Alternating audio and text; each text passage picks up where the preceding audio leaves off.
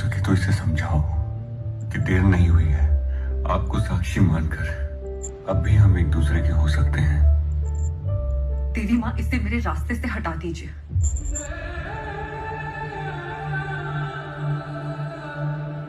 तुमने मेरा हाथ थामने की जुर्रत कैसे की?